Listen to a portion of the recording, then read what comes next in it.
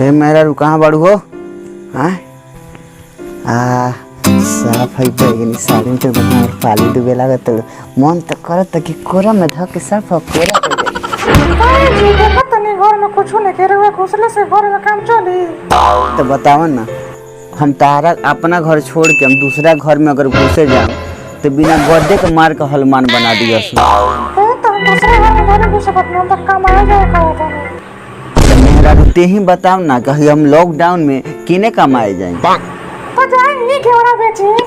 है देहिए तोरा घेवड़ा बेचे वाला लौकाई देता है। ती जानत ना बारी हम कितना वीआईपी बन गया। हमारे बाबूजी के पॉकेट में से अगर 5000 रुपया गिर जाए तो अस्कत के मारे उठावे ने ना तो तोरा घेवड़ा बेची जाए। बैठा ना बैठा खिसियात का करो तारा चल दे तो हम अपना कान्हा पर दूधू को जूता बेचम हम पूरा गांव में दौड़ा दौड़ा के मत जाए। तू चल जेबू हम जियम कैसे? तू जोन कहबे तोन करेम ठीक बा। अब तो एने तो दारू बंद बा, हम चल तनी नेपाल जाके उन्हें दारू बेचेम और ओकरा बाद से पैसा कमा के ले आम ठीक ना। तारा सुखे से रखम ठीक बा। ए जी सुनो तनी हमने शादी भइले 5 साल हो गए लेकिन लेको लेके ना दो लइका फैका में से होए वाला नहीं खे ठीक ना। हम गइले नहीं हाना डॉक्टर लगे, डॉक्टर कहलस पैंट खोल, हम पैंट खोलनी चेक करके कहलस जे तोरा सब लइका फैका ना होई। गांव में कोनो भैया लागत होई ओकरे से कहिए उहे हेल्प कर दिया। मेहरारू हमरा से होखे वाला रहित ना तो मुर्गी के बच्चे ने चिमचे करा देलक कि कही ए जी हम निकले का नहीं होत ना तो हनुमान पूजा करावे का मन्नत मांगले बानी। तो हनुमान जी के काहे मन ले बारू? तो खुद बाल ब्रह्मचारी बने लड़के के बारे में का जानी तारा मान ही करत कृष्ण जी के मन ले रहा तू 365 रानिया रख ले बा इनके ज्यादा एक्सपीरियंस वाला वो आदमी बा ठीक बा।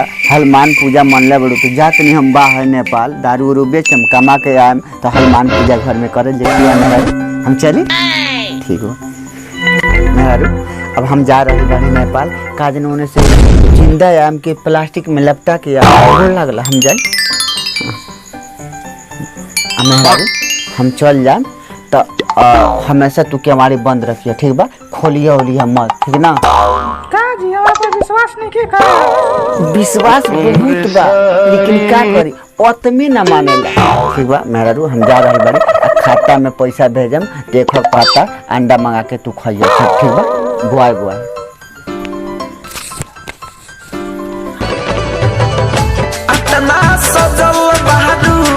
के करहल जान हो अतना सजल बहादू के करहल जान हो लागेल वैसे जैसे पूनम के चान हो लागेल वैसे जैसे पूनम। मेरा रू अरे केवाड़ी खोल। अरे बाबू कौन आ गई? अय्या हमार मार दे कोई।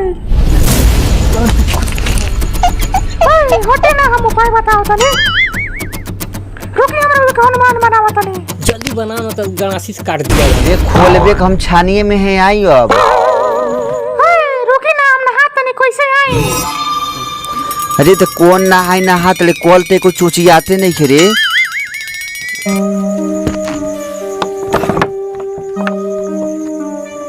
मेहरारू का करत रे इतना देर लगा देले?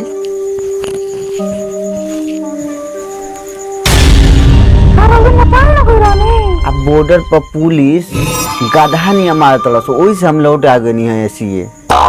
अब मेहरारू अब 12% नहीं आइल बड़े का बात बा? अब के नहानी हो? मेहरारू घरवा तो आज बड़ा भारी भारी लागत का बात बा? ए जराज पोछाई नहीं के तो हम बाहर गईनी हां तो तोरा कम से कम बाहर झाड़ ना करे के। मेहरारू आवा है ना सूता बड़ा भाग से तो आईनी है यार बड़ा। Oh no! ई का रे? हनुमान जी के मूर्ति है ना पूजा करा के वैसे भैया देले बने। ई हनुमान जी के तो हम तो सुरवल के मठ में देखले रहनी है। ई एजे का करता है? हमने तो पैसा ना लगी यही से भैया से को के मंगाइले बने। जियो मेहरारू ई ऐसन हनुमान तो दूसर के घर में ना होतई। बाहरी हनुमान कहाँ से आइल बड़े?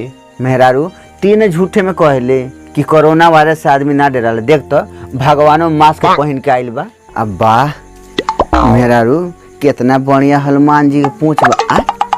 मेहरारू हनुमान जी के पूंछ में तो एको कैसे नहीं खे? हनुमान जी जब के केस जोड़ गई। आओ मेहरारू एगो चुम्मा दे दो।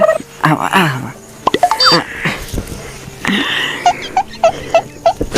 उठ तो मेरा भूकंप बगल भूकंप कुछ नहीं दिला तोरा। यही से कहत नहीं गलत सलत बात मत बोले। देखी हनुमान जी खिसिया गइली। हमने चुम्मा चाटी कहत यही से लागत है खिसिया गेल हनुमान जी।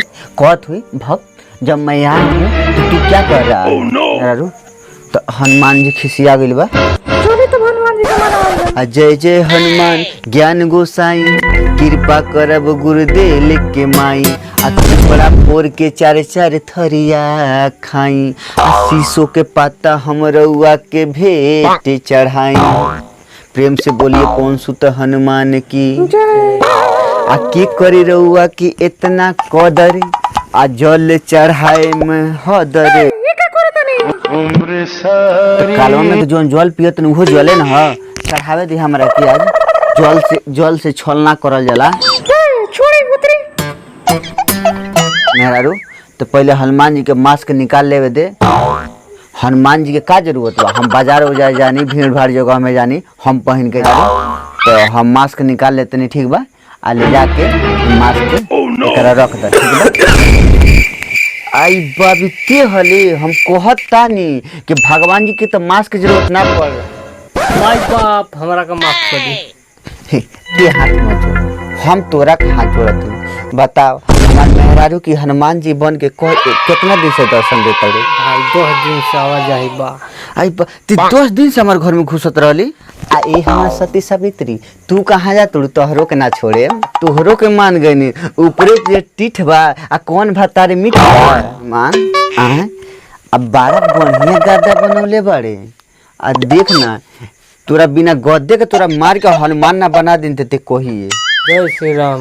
नमस्कार दोस्तों। मान जी कॉमेडी वीडियो कैसन लागल बारे वो लोग इनका अगर अच्छा लागे तो हमने के वीडियो के लाइक करी जा। हमने के चैनल के सब्सक्राइब करी जा। Only village comedy official.